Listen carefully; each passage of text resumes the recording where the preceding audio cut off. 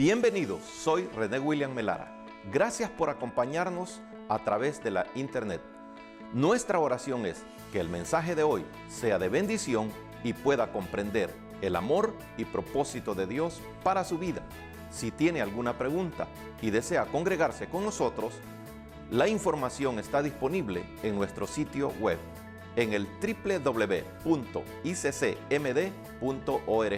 Dios le bendiga.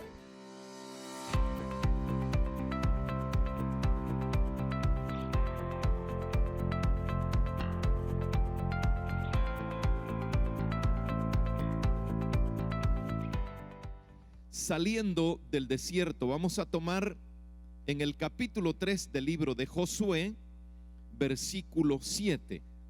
Libro de Josué, capítulo 3, versículo 7. La palabra infalible, la palabra soberana, la que es semejante, dice el libro de los Hebreos, como una espada de dos filos, para penetrar a profundidad y romper todo obstáculo. Nos dice la escritura: entonces Jehová dijo a Josué: desde este día comenzaré a engrandecerte, aleluya, delante de los ojos de todo Israel, para que entiendan que como estuve con Moisés, así estaré contigo. Vamos a decirle: Padre, gracias, amado Dios, por esta maravillosa oportunidad, por la bendición que nos concede de poder, Señor, tener esta reapertura, en las cuales, Señor, en tu sola potestad, tú decidiste enviar esta peste, esta enfermedad, pero que ahora, Señor, has tenido misericordia de que nos podamos reunir, y damos gloria, honra a tu santo nombre, y pedimos, Padre, la guianza, el poder, la soberanía, el control absoluto de tu Espíritu Santo, para que nos hables, para que nos bendigas, para que puedas edificar nuestras vidas, Señor, en esta mañana, tanto los que estamos, Señor, en este templo, como también a los que están en casa. En el nombre de Cristo Jesús, enviamos, Señor, tu gracia y tu misericordia conforme tu soberana voluntad. Amén. Saliendo del desierto. Cuando el Señor Dios Todopoderoso escuchó las quejas, el llanto, el dolor permanente de su pueblo, atrajo a Moisés de una manera muy peculiar. Dice que Moisés a lo lejos vio una zarza y le llamó la atención que aquel fuego estaba ardiendo, pero que la zarza no se consumía. Se acercó y ahí empieza el llamado de Dios: Moisés, Moisés, quita el calzado de tus pies, porque el lugar de donde estás santo es. Y ahí empieza el trato, el llamado de Dios para con Moisés, y le empieza a decir todo.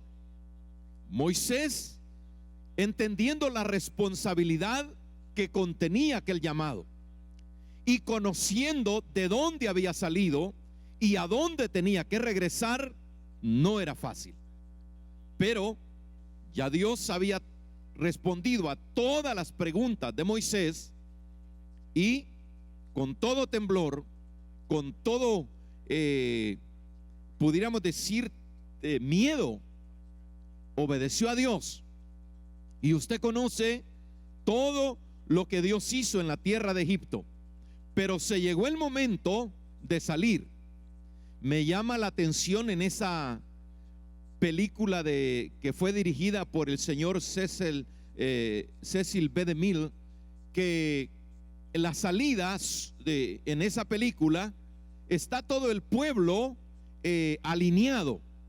Están los comandantes de cada tribu como al frente, y suenan las trompetas, y cuando Moisés levanta su vara ahí en la película y hace este gesto, se oyen gritos de algarabía, gritos de libertad, una emoción que, aunque esa película fue exhibida antes que yo naciera, un año antes, hasta el día de hoy, al ver esos cuadros, como que lo toca a uno la emoción, el sentimiento, y al conocer la palabra, uno se retracta aquellos días y dice: ¿cómo habrá sido ese momento?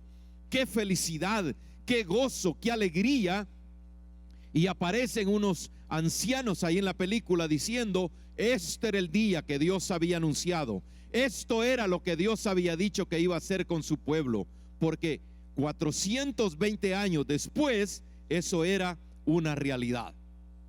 Pero hablando ya en lo que como que había pasado la euforia, la algarabía, todo aquello que como que ya no se sentía. No era que Dios no estuviera hablando. Dios hablaba con Moisés y le iba determinando, especificando aspectos de suma importancia. Hoy en este tiempo siempre se dice, como lo que se decía allá por 1980, cuando yo vine al evangelio.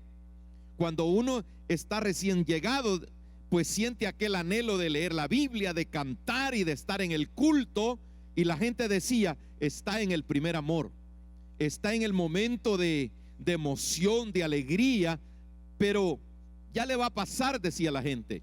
Pero eso no tiene que ser así. Eso no tiene que ser así. Entonces, como que también esto le había pasado a la nación de Israel, porque después de ver todo esto, de haber experimentado la libertad y celebrado, Dios le había especificado a Moisés de dónde tenían que salir y hacia dónde tenían que ir. Entonces, en todo ese trato, dice el libro de Éxodo en el capítulo 34, versículo 10, que Dios le dijo a Moisés: he aquí, yo hago pacto delante de todo mi pueblo, haré maravillas que no han sido hechas en toda la tierra, ni en nación, y verá todo el pueblo en medio de la cual estás tú, la obra que Jehová, porque será cosa tremenda la que yo haré contigo. La condición: guarda lo que yo te mando hoy. He aquí que yo echo delante de tu presencia al amorreo, al cananeo, al eteo, al fereceo, al heveo y al jebuseo. Guarda de hacer alianza con los moradores de la tierra donde has de entrar, para que no sean tropezadero en medio de ti. Dios siempre hablando, corrigiendo a Moisés, para que Moisés trasladara el mensaje al pueblo, porque la escritura dice que Dios conoce el corazón y escudriña los pensamientos de cada ser humano que Él ha creado. Amados, en el camino, en el caminar del desierto, se fueron dando cosas. El desierto empezó a desesperar, empezó a causarles incomodidad en medio del pueblo, y empezaron ellos como que era Moisés el del problema, y empezaron a murmurar y a quejarse, y muchos de ellos no solamente estuvieron con esa inconformidad y esa contaminación en su interior, que cuando hablaban estaban contaminando al pueblo, lo estaban desanimando, lo estaban enfermando. Y hubo un momento que Dios tuvo que prestar más cuidado en eso, y la escritura dice en el capítulo 14 del libro de Números lo siguiente. Libro de Números, capítulo 14, versículo 26 al 30. Jehová habló a Moisés y a Aarón diciendo: ¿hasta cuándo oiré esta depravada multitud que murmura contra mí las querellas de los hijos de Israel, que de mí se quejan? ¿Hasta cuándo? Quizás Moisés no podía entender todo, quizás no podía oír todo lo que los demás estaban diciendo, pero sí habían manifestaciones que se daban en contra de Moisés. Había celo, había como un egoísmo, que por qué la prioridad de Moisés, que por qué la prioridad de Aarón y por qué ellos no. Entonces Dios empezó a decirle a Moisés: bueno, ¿y a estos qué les pasa? ¿Hasta cuándo van a estar en esto? ¿Acaso no vieron mis maravillas en Egipto? ¿Acaso no las están viendo aquí? ¿Acaso no saben que mi presencia está con ellos? ¿Qué es lo que está pasando aquí? Pero en ese versículo que leímos dice algo bien curioso: las querellas. O sea, no eran todos, no eran todos. El Señor Jesucristo habló de esto, del trigo y la cizaña. Y yo no sé por qué hay gente que recoge material, lo acumula en su corazón, y en vez de ser trigo es cizaña. Y estos no edifican, estos no ayudan, estos no dan fruto, estos no entienden la oportunidad que Dios le está dando. Por eso el Señor dice: entre ellos las querellas de los hijos de Israel. Y dice la escritura: diles, vivo yo, dice Jehová, que según habéis hablado a mis oídos, así haré yo con vosotros. Todo aquel que habla mal, que dice mal, no solamente lo habla en frente de un ser humano, ni de una congregación. Dios lo está escuchando, Dios lo está viendo. Por eso, hermano, cada día nosotros, la aplicación es tener cuidado, prestar atención cuál es nuestra relación con Dios y qué hemos entendido del llamado y del andar en esta vida. Dijo el Señor: en este desierto caerán vuestros cuerpos, todo el número de los que fueron contados de entre vosotros de 20 años arriba, los cuales han murmurado contra mí. Si habremos de murmurar de nuestra congregación, del liderazgo de nuestra iglesia, hay que prestar atención, la razón y el cuidado. ¿Por qué murmuramos? ¿Estamos nosotros en lo correcto? ¿Estamos orando y ayunando para que Dios avive su fuego en medio de estos tiempos? ¿O nos vamos a dedicar solamente a hablar de esa manera? Las consecuencias, Dios pasó como un nivel y dijo: los de 20 años arriba ya tienen condición de ser juzgados, ya tienen la medida para entender, para saber, para conocer qué hablan, qué dicen y cómo actúan. Y ahí Dios dio una palabra para que todos de 20 años arriba se perdieran la bendición de entrar a la tierra prometida. Dice el versículo 30: vosotros a la verdad no entraréis en la tierra, por la cual alcé mi mano y juré que os haría habitar en ella, exceptuando a Caleb, hijo de Jefone, y a Josué, hijo de Nun. Esto lo había dicho Dios por todo el desastre que causaron los 10 espías que Moisés había enviado a reconocer la tierra prometida. Amados, nosotros hemos venido al Evangelio no por algo que hayamos merecido. La Escritura dice que estábamos muertos en nuestros delitos, en nuestros pecados, y en la gracia, en la plenitud de la misericordia de Dios, hemos sido llamados para ser salvos. Esta oportunidad para los hijos de Israel fue completa. Ningún israelita quedó en la tierra de Egipto. Todos salieron liberados por la esclavitud.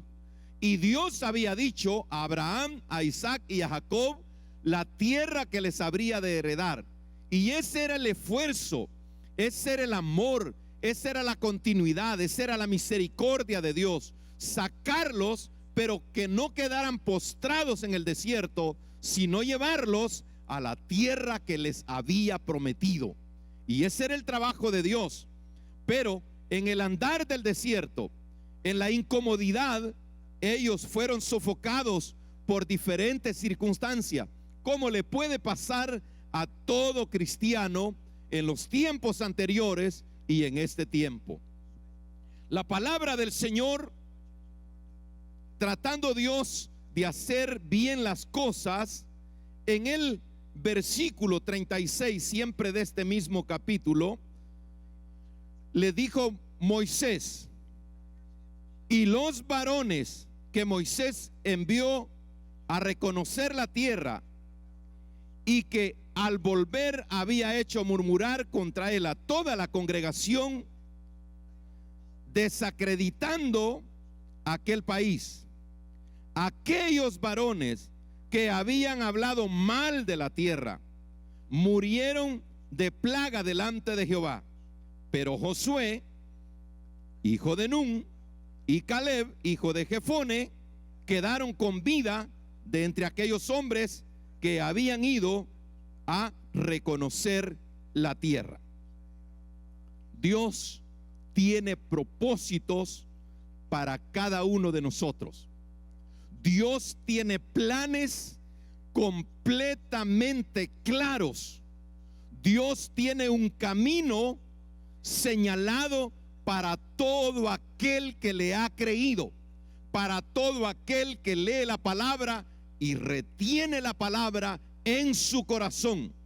Aunque se levanten multitudes, aunque haya 100 contra 1, o aunque haya uno que sea tremendo gigante como era Goliat contra David, si Dios, dice Pablo a los romanos, a la iglesia, está con nosotros, ¿quién contra nosotros? ¿Quién contra nosotros?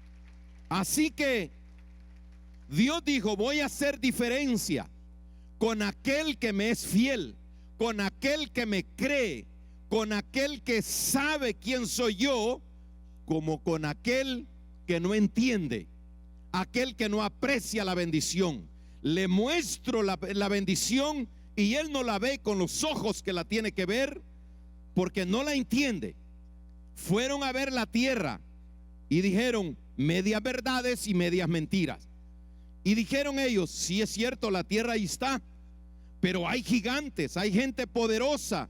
Hermanos, en el caminar del evangelio es lo mismo.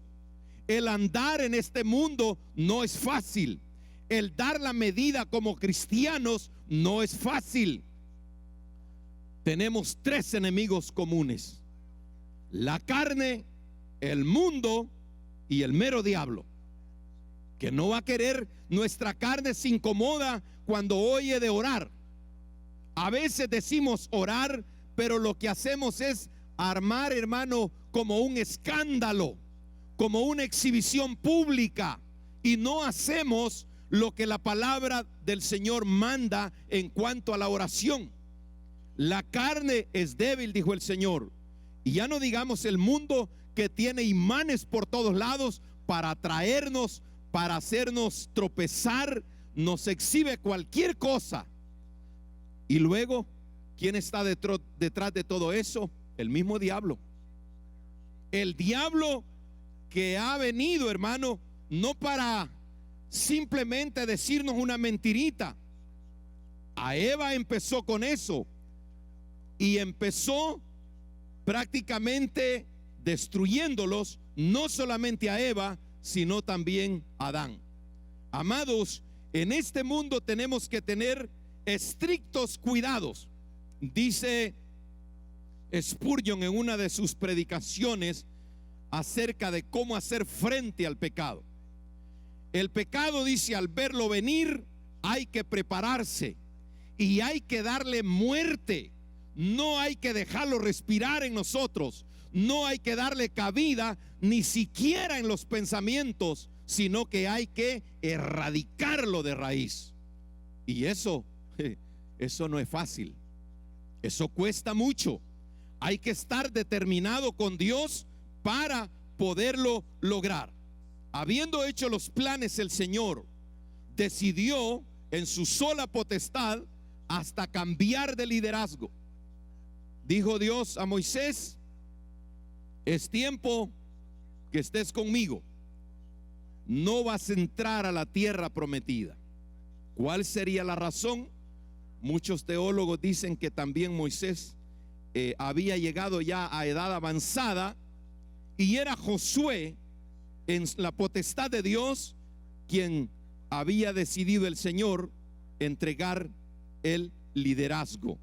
Y por eso vemos en esta palabra maravillosa que tomamos al principio,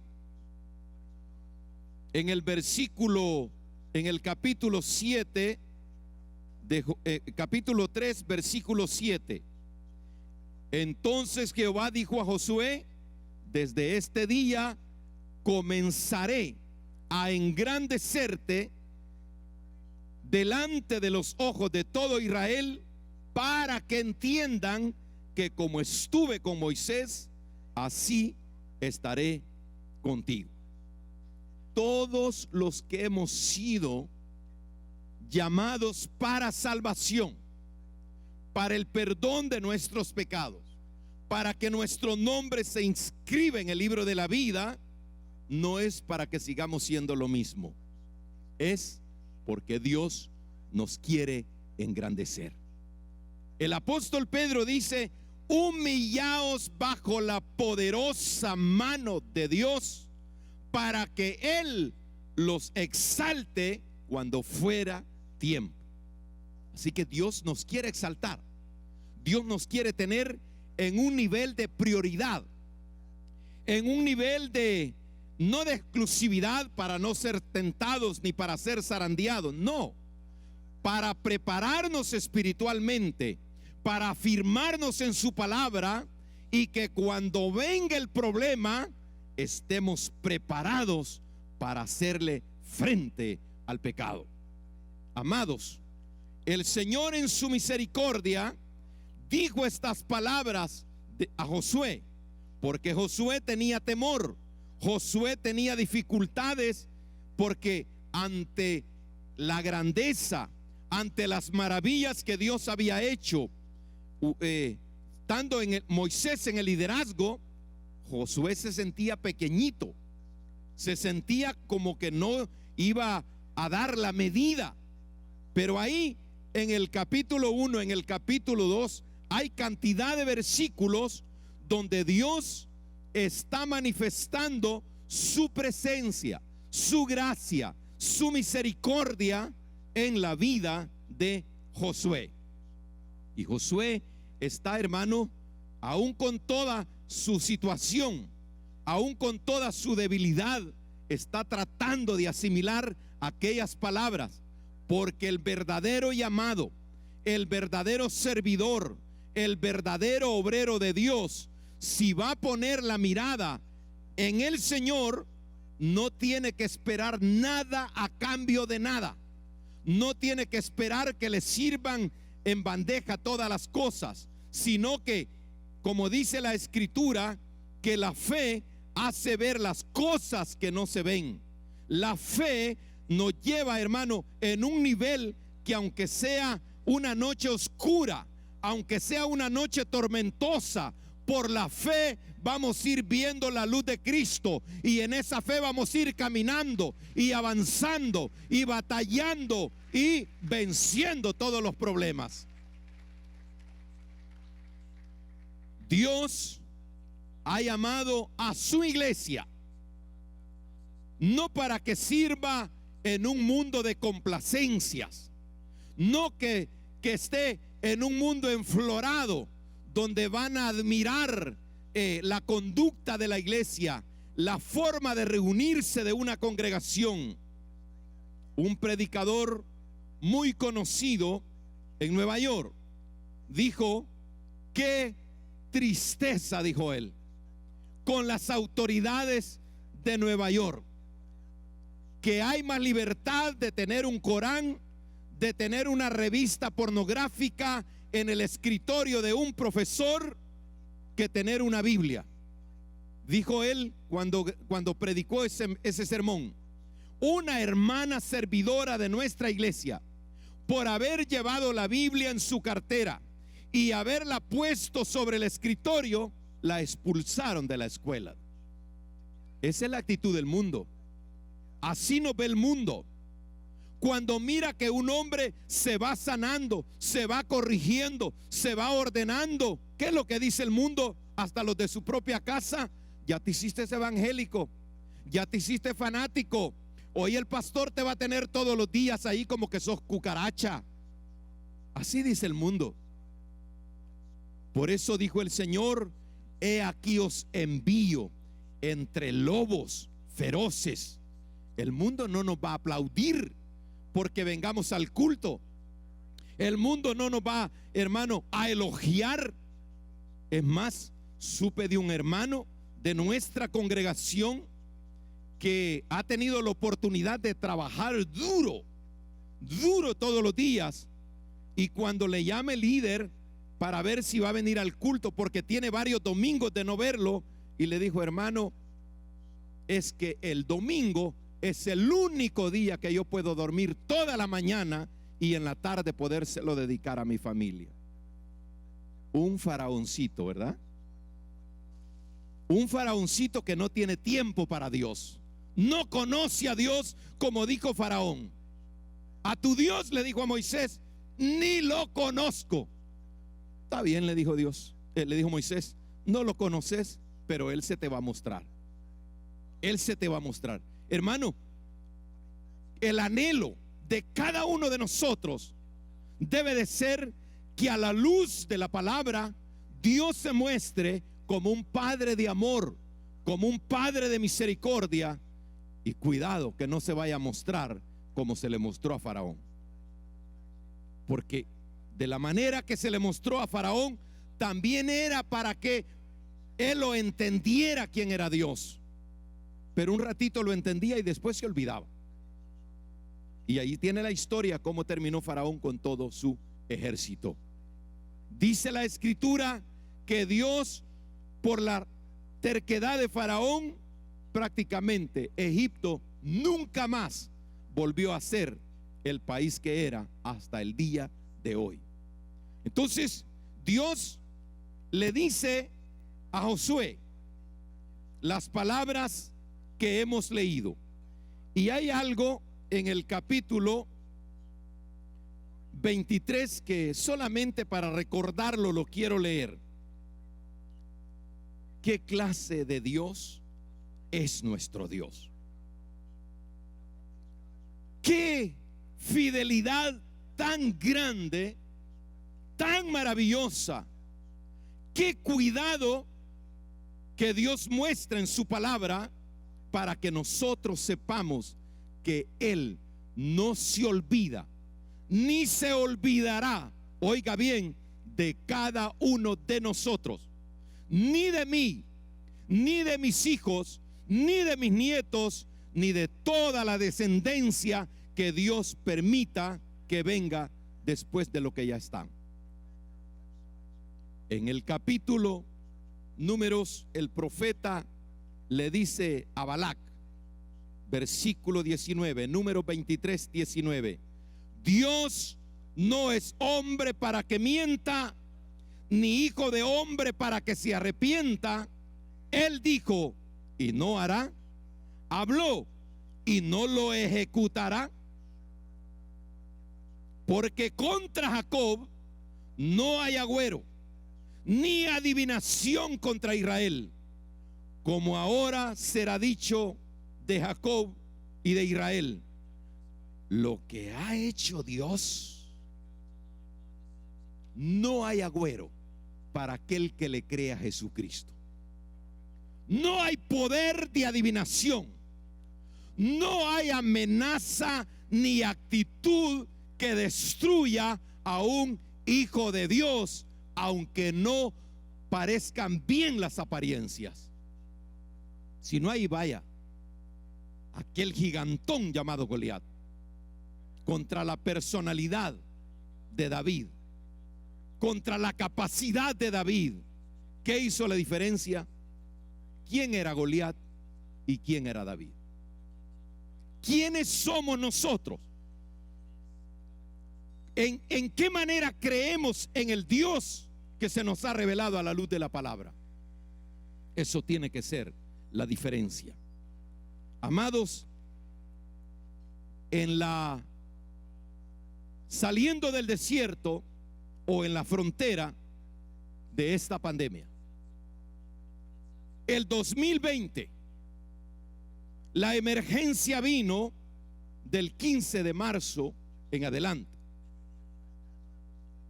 pero la muerte ya estaba haciendo estragos. Nosotros estuvimos en 2 predicaciones de personas que murieron, que aparentemente andaban ingripados, pero que el testimonio de las familias es que quizás dicen, es que no estaba enfermo, es que no estaba grave, algo raro pasó en ellos. Y ya la pandemia estaba haciendo estragos. En este desierto de casi un año, miles y miles se enfermaron y físicamente ya no están. Y espiritualmente también, amados, muchos han menguado. Muchos han decidido pensar de diferente manera. ¿Será que el desierto de la pandemia los agobió? ¿Les mató la fe? ¿Les mató el anhelo? ¿Les mató el deseo de servir a Dios? ¿Qué habrá pasado? Pero nosotros, como hijos de Dios, si hemos pasado, llamémoslo desierto, y estamos en la frontera, ¿cómo vamos a actuar? ¿Por qué no le preguntamos una vez más o 2 veces más, Señor, cuál es el propósito por los cuales, aunque me haya dado ese virus y me pegó duro, o por misericordia tuya me pegó suave, cuál es tu propósito, Señor? Estoy en la frontera. Estoy en la frontera. Estamos saliendo del desierto. Cuando Israel estaba saliendo del desierto y estaba en la frontera, tenía 2 obstáculos por los cuales tenía que apegarse a su Dios, apegarse al Dios de Moisés, apegarse al Dios de Josué, apegarse a las promesas que Dios había dado. Y el primer obstáculo era cruzar el río Jordán. Y el segundo era enfrentar la gran ciudad de Jericó, que no era fácil. Y Dios le dio indicaciones a Josué. Le dijo: tienes que pasear el arca del pacto delante de mi pueblo, para que ellos vean mi presencia, para que ellos sientan mi gloria, para que ellos alimenten su fe y sepan que como estuve con Moisés, estoy contigo. Y le mostró Dios a Josué qué era lo que tenían que hacer los sacerdotes que llevaban el arca. ¡Qué milagro! Que al poner los pies en la entrada, en la ribera del río, empezaron a detenerse las aguas. Y dice que todo el pueblo pasó.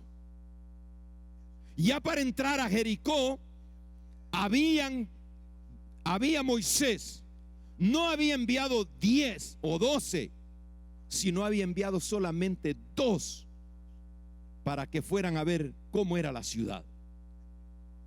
Y dice que estos 2 impresionaron a Josué.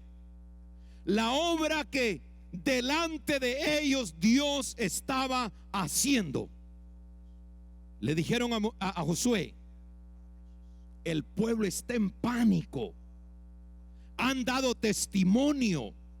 Una mujer nos dijo que venía un pueblo arrasando con todos los reyes y reinados en el camino, y que venía un Dios todopoderoso delante de ellos, y que hasta el momento ningún rey, ningún reinado ha podido estar en pie cuando ese pueblo pasa por ahí. Eso han dicho, le dijeron los testigos, los espías a Josué. Pero aparte de eso, también nos han dicho que el rey y todos los habitantes de Jericó están temblando. Amados hermanos, el Señor Jesucristo dijo que las puertas del Hades, las puertas del infierno, no prevalecerán contra la iglesia. Aunque parezca el mundo poderoso, aunque parezca el mundo psicólogo, aunque parezca el mundo con ciencia, Dios no necesita ciencia humana, no necesita tecnología. Dios necesita un pueblo que le crea, que le busque, que le alabe. Y la iglesia seguirá adelante. Yo siento en mi corazón que si aplicamos los mismos términos que hemos aplicado con el liderazgo de la iglesia, la predicación, la evangelización, los discipulados, le digo que esta carpa va a quedar pequeña en el día que se nos abran las puertas de parte de las autoridades. Porque Dios no es hombre para que mienta, ni hijo de hombre para que se arrepienta. Él ha dicho que Él bendecirá a su pueblo en todo tiempo. Sostuvo a una nación en el desierto con maná por 40 años. Nos sostendrá a nosotros con su poder, con su misericordia, con su gracia y su bondad. Aleluya. Amados, sabemos que Dios es el Todopoderoso. Tenemos que definir qué vamos a hacer de aquí para allá, individualmente y como congregación. ¿Por qué Dios nos ha dejado vivos en esta pandemia? ¿Cuál será la razón? Para tener 2 trabajos. Tenga mucho cuidado.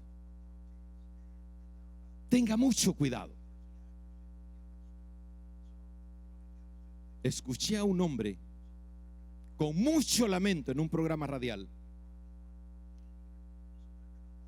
que le dio la enfermedad y por 30 años estuvo pagando su townhouse, y contento porque tiene mi edad, que podía jubilarse con vivienda, y por 11 días que estuvo en el hospital le estaban cobrando $500,000 y los $270,000 que valía su casita, no fue testigo, quedó debiendo la mitad. Y dijo él: mejor me hubiera muerto. Si tenemos la esperanza en las cosas materiales, es mejor estar muerto, hermano. ¿Para qué? Si tenemos la esperanza en que ahora que estoy vivo y tengo más fuerzas, estamos equivocados. Hagamos primero la obra de Dios y Dios hará. Yo no sé, no estoy pensando ni amenazando a nadie, pero ¿qué si viniera algo peor? No a manera de pandemia, sino a nivel personal, a nivel familiar. Yo no quisiera eso para nadie, y Dios mismo tampoco lo quiere.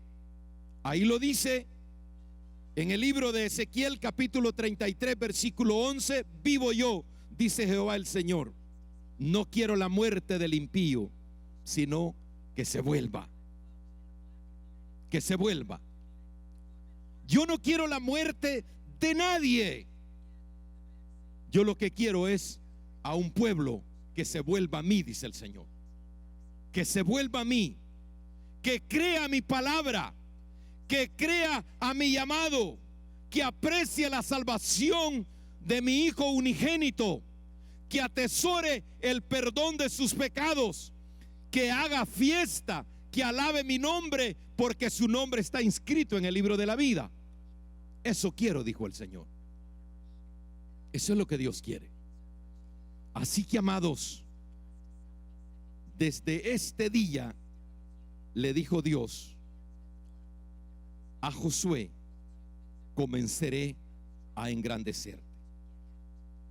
Este versículo yo lo he usado en otras 3 o 4 predicaciones anteriores con diferente enfoque, pero quise usarlo hoy por el tema saliendo del desierto o en la frontera. ¿Qué vamos a hacer si todo cambiara? Si dijeran la pandemia desapareció, ¿vamos a seguir igual como se comportaba el pueblo en el desierto? ¿O nos vamos a quedar en la frontera? Acordándome de esto, muchos latinos de Suramérica, de Centroamérica, venían para este país y se quedaron en la frontera de Salvador con Guatemala, en la frontera de Guatemala y México, y en la frontera de México y Estados Unidos. Hay mucha gente ahí, no pasó de ahí. Pueden ser muchas las razones. Conozco un pastor que venía porque tenía su novia acá en este país, un evangelista muy temeroso, pero Dios lo dejó en una ciudad de México y tiene una iglesia como de 5,000 miembros. Ese era el plan de Dios. Por eso le dije, hay muchas razones. Pero si usted, en nuestra condición, que hayamos salido de esta pandemia, de eso que nos causó muchos problemas, mucha aflicción, los que se enfermaron y los que no nos ha alcanzado el virus todavía, no quiere decir que no nos pueda alcanzar, pero hay una clave que Josué la recibe de Dios y la traslada al pueblo, y la encontramos en el versículo 5 y versículo 6 de Josué capítulo 3. Y Josué dijo al pueblo: santificaos, porque Jehová hará mañana maravillas entre vosotros. Si hemos decidido pasar la frontera, si agradecemos a Dios que nos haya guardado, a santificarnos, a buscar del Señor, a poder decir con claridad las palabras que Pablo decía: con Cristo estoy juntamente crucificado, ya no vivo yo, Cristo vive en mí. Santificaos, le dijo Josué al pueblo, porque Dios hará maravillas entre vosotros. Y habló Josué a los sacerdotes diciendo: tomad el arca del pacto, pasad delante del pueblo. Y ellos tomaran el arca del pacto y fueron delante del pueblo. Amados, el liderazgo de la iglesia está llamando al ayuno y a la oración. Varios grupos hemos hecho el ayuno de 3 días. Y este día todavía están terminando algunos. Y mañana empezarán otros. Una hermana me llama y me dice: pastor, solamente quiero decirle que ore por mí. Mi esposo tiene un horario bien estricto en el trabajo, pero yo he decidido estar en ayuno 3 días. Y le dije: hermana, el Señor estará con usted fortaleciéndole y nosotros estaremos orando por usted. Santifiquémonos, porque de aquí en adelante, de la manera que Dios le habla a Josué, te quiero engrandecer. Tome esta palabra de Dios. Dios me quiere engrandecer. ¿De qué manera? Con cosas materiales, eso es secundario. Dios me quiere engrandecer con su gracia, con su misericordia, con su sabiduría, con el temor, con humildad, para que yo pueda vencer todos los días que vengan en esta vida. Confiamos que el mensaje de hoy haya sido de bendición para su vida. Si tiene alguna pregunta o desea información de nuestras actividades y cultos, visite nuestro sitio web en el www.iccmd.org. Muchas bendiciones.